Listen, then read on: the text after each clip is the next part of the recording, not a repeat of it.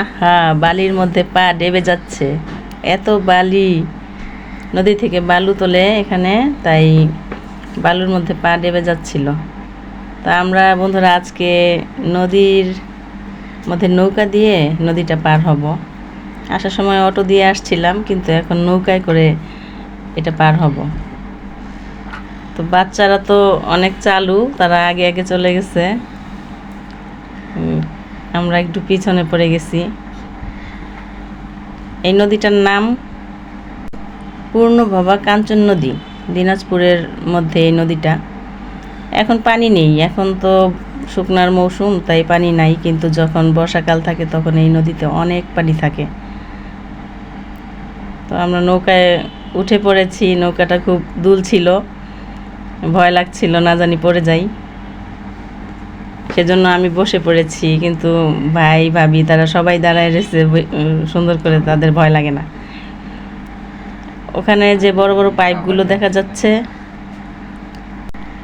ওগুলো আসলে বালু তোলার পাইপ। ওই মেশিনগুলো দিয়ে বালু তুলে পাইপ দিয়ে ওই উপরে বালুর পাহাড়, যেখান দিয়ে আমরা আসলাম।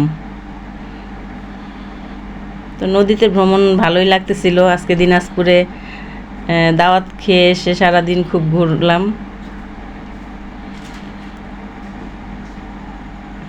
আমরা তো চিনি না, ভাই ভাবি সারাদিন নিয়ে আমাদেরকে অনেক কিছু দেখাইলো, ঘুরলো। তো বাকিটা দেখার জন্য আমাদের সাথে থাকবেন বন্ধুরা। কত সুন্দর হাঁসগুলো সাঁতার কাটছে নদীর মধ্যে, অনেক সুন্দর লাগে। আসলে প্রকৃতি সবসময়ই আমার কাছে ভালো লাগে, আমি খুব প্রকৃতি প্রেমী। তো আমরা ওখান থেকে দিনাজপুর শিশু পার্কে চলে এসেছি। এটাকে বড় মাঠও বলে, বড় মাঠ শিশু পার্ক। এখানে অনেক রাইডস আছে বাচ্চাদের খেলাধুলা করার জন্য, এবং জায়গাটা বেশ সুন্দর, মনোরম পরিবেশ। দিনাজপুর শহরের মধ্যে ঘোরাফেরা করার জন্য একটা সুন্দর জায়গা। তো সিয়াম এই রাইডসে ওঠার জন্য খুব পাগল ছিল, উঠাই দিছি। এখন দেখি খুব চিল্লাচিল্লি করতেছে, মানে ভয় পাচ্ছে সে।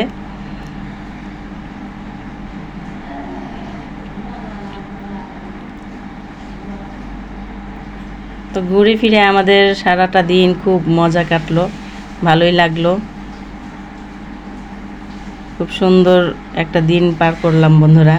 আপনারা যদি দিনাজপুরে ঘুরতে আসেন তাহলে অবশ্যই এখানে আসবেন। আর এই মাঠটা হচ্ছে ঈদগাহ ময়দান, মাঠটা অনেক বড়। তো সারাদিন আমরা ঘুরলাম ফিরলাম, আনন্দ করলাম, আর আপনারা আমাদের সাথে ছিলেন, সেজন্য আপনাদেরকে অসংখ্য অসংখ্য ধন্যবাদ। সবশেষে আল্লাহ হাফেজ জানিয়ে শেষ করছি।